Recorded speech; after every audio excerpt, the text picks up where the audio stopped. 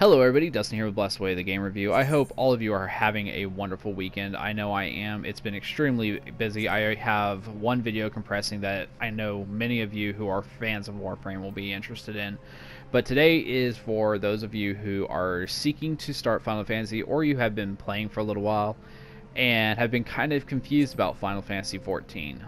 Now, with Stormblood out, there is a lot of new players, so for all of you new players who are feeling a little lost, don't feel like you're going to be lost much longer, because we are here to help alleviate the being lost by creating a new character just for you. Now, I will be creating a Lalafell Paladin as suggested on the screen. I will be doing it because I do like the Lalafell, but most of all, I like using Lalafell Plainsfolk because they do have a higher vitality than the Dunesfolk. Now, I am going to be skipping through all the character creation and going straight to classes because I know many of you are going to wonder, what the heck should I play?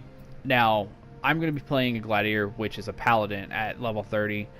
Pugilists turn into Monks, Marauders turn into Warrior Tanks, Lancers turn into the Dragoon, which is a melee DPS, Archers turn into a Bard, which works as a buffer for the team, but also as a ranged DPS. The Conjurer turns into the Healer or the White Mage. The Thaumaturge turns into Black Mage, which is a ranged DPS.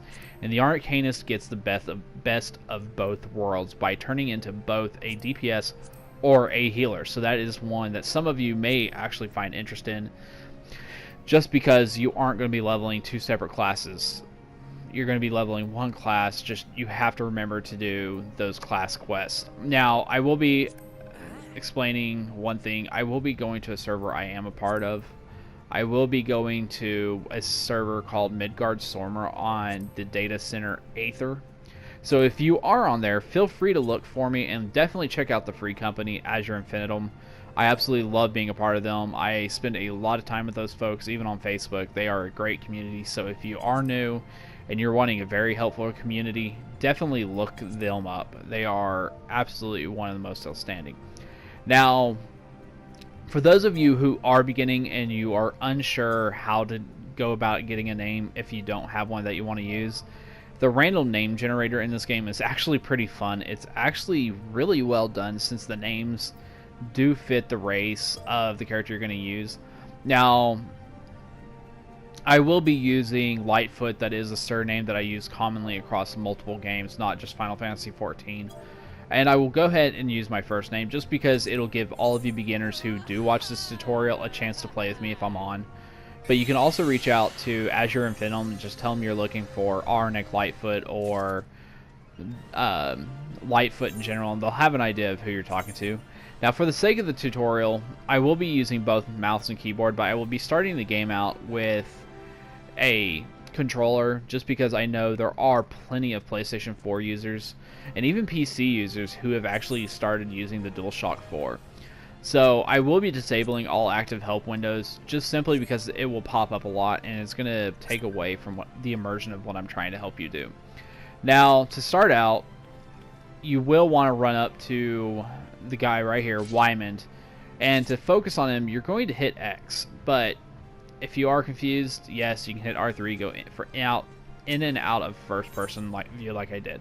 Now, once you talk to Wymond, X will primarily be the button you're going to use. You can use left and right on the D-pad, but you want to use X because you want to be able to accept his quest. Now, mouse folk, you already know you're going to scroll over and hit accept. You're not going to be able to sit there and mess around like the PS4 guys can.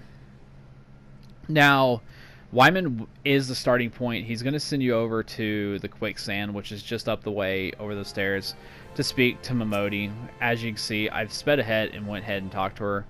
Now, for the one thing I will be doing, beginners, I will be skipping cutscenes. I'm not going to take away the story for you because there is a lot of story, and it's a really good story. And it honestly set this game up to be my favorite Final Fantasy of all time. Even though it is an MMO and it is constantly growing a single world, it has a very strong narrative, especially if you like the characters and you like games like Final Fantasy XII, which I haven't played 12, but I've been told by a lot of people, if you like 12, you'll like 14. Now, one thing I will be doing, if you're like me and you don't like seeing your name over your head, go into character configuration, go down to name display settings, and right there it says display name settings. You will want to turn that and the HP bar settings off, especially because, again, it shows your health, your mana, and it shows your talent points. And right there you can go, or technical points, not talent points, sorry folks. You don't necessarily need bars above your head, but you can still go in there and you can set up different hotbars if you want. Now, to continue our quest line, I do need to talk to Momodi again, because she will be sending me to attune to what's called an Aethernet. Now, the Aetherite shard for Ul'dah is the primary one you're going to attune to, and I'm going to go ahead and fast forward to getting there to it, instead of running through the streets to get there. So you will see the video go ahead and skip ahead. But these actually are extremely important, especially say you're in combat and you die. The game will actually return you to the Aetherite in Ul'dah if that's the one you're attuned to. Now, there are multiple Aetherites throughout the game. There's ones for every city, every main hub in a zone. So don't be scared to run up there and get those as quick as possible, and then setting them as your home point, especially if you're going to be questing in that zone. But because I have finished that quest, I skipped all the cutscenes and everything again for you all.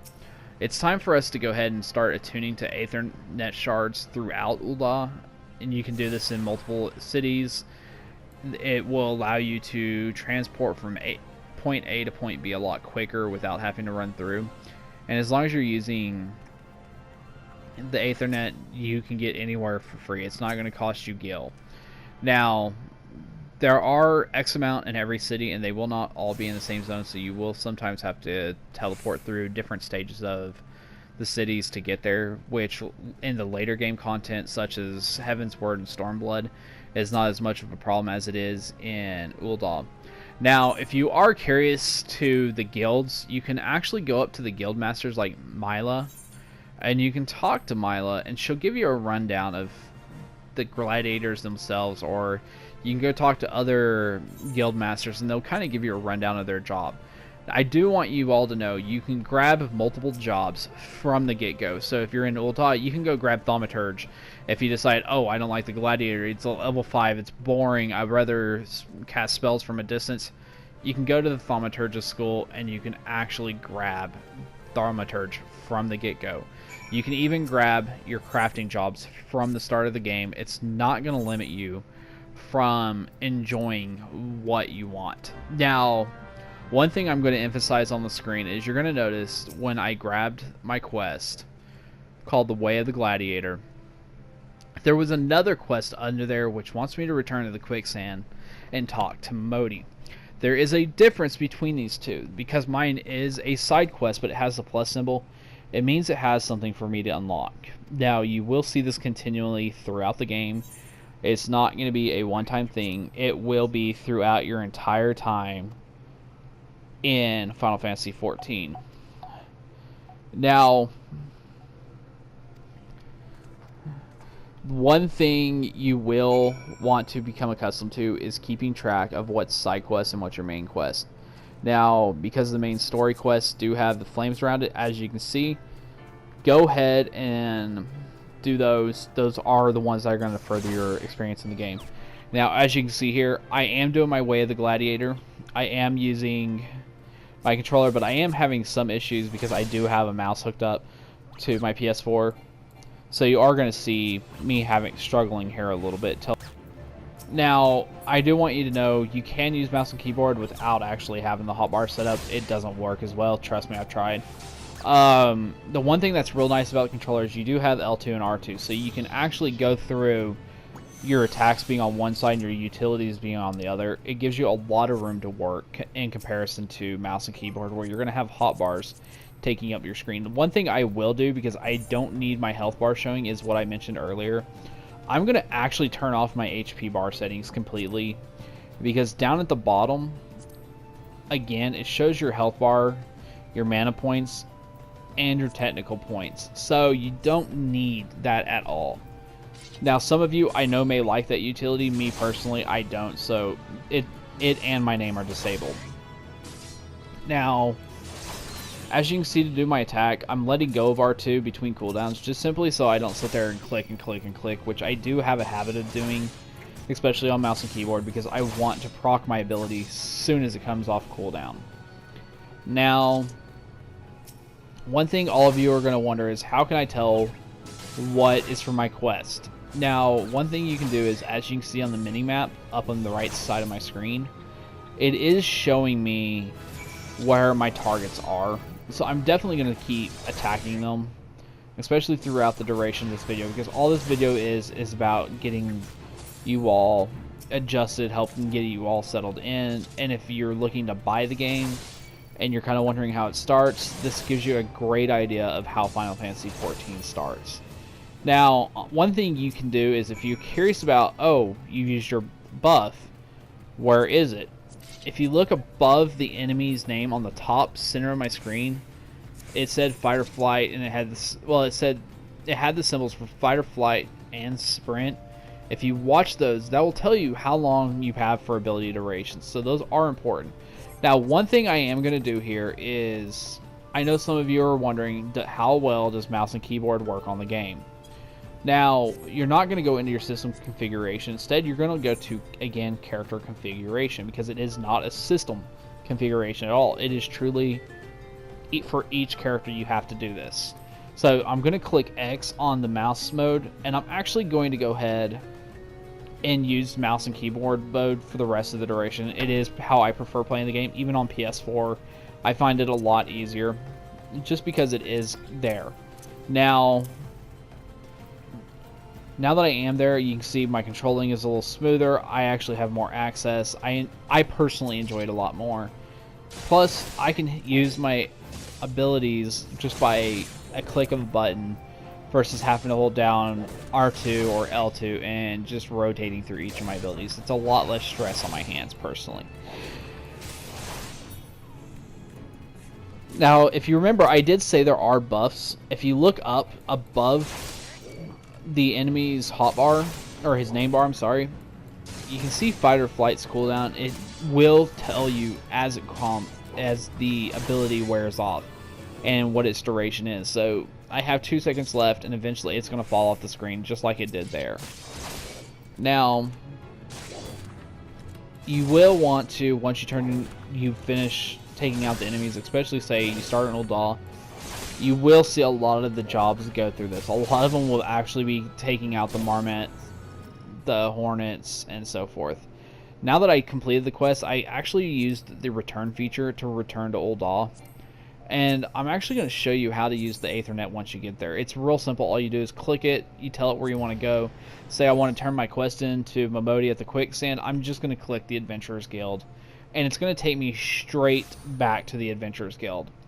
And as you can see, here I am, Quicksand's to my right. All I got to do is turn right, run up the stairs, or, however I prefer to go there. Now, because I'm not going to turn in her quest first, I'm actually going to go ahead and teleport to the Gladiators Guild. And from the Gladiators Guild, I will return back to Momodi and turn in my quest. But you're not going to see that in this video, because we're going to cover a few things different. Now, this is a feature a lot of you are going to struggle to get used to at first, because you're going to want to run around. You're going to want to explore. I will tell you, you have a lot of time to explore.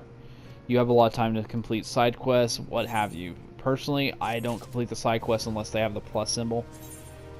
But that's something we can discuss later. One thing I do want to discuss, because I do have limited time, is usable items. You will find that this game features a lot of usables, just like you see here with the Marmot steaks, which the Marmot steaks are food, so I will be getting in quite a bit in there. Now, you can keep it on your hotbar or take it off, just as I did for demonstration, but I'm going to go ahead and use it, because let alone do I get the well-fed buff, I get these specific bonuses.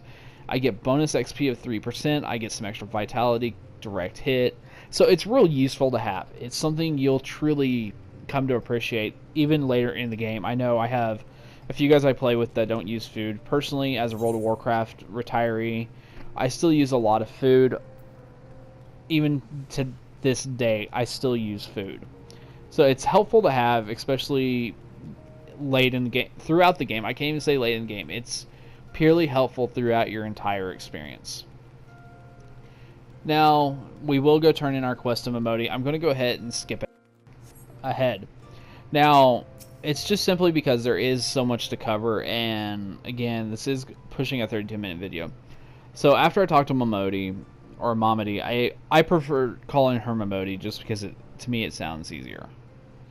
Now, after talking to Momodi, you can do several things. You complete your quest. Now, I do want to let you know, most of you will not be high enough level to take the next main scenario. However, one feature that has been added in to help alleviate the issue of finding your main scenario is, as you can see above, it tells me what my next one is. One thing we are going to do that you will find mentioned by your guild leader is called the hunt log. But first, I wanted to show you how to get your mail in the game. Now, if you are in Ul'dah, it's just outside of Quicksand. You want to go talk to what's called the delivery Moogles. They will give you a rundown of their story before you talk to them to get your mail for the first time. So it's definitely a worthwhile read. It's actually a real fun read just because they are such a charismatic race within the Final Fantasy universe. And they're definitely a trademark race that sits throughout all of Final Fantasy. Now that I've talked to him, as you can see here, I have a ton of mail to obtain. So don't be surprised if you're like myself and you have a ton. Which you will want to delete the mail. Usually it auto-deletes. So I'm going to go ahead and skip ahead to one more topic I would like to discuss outside of rested XP.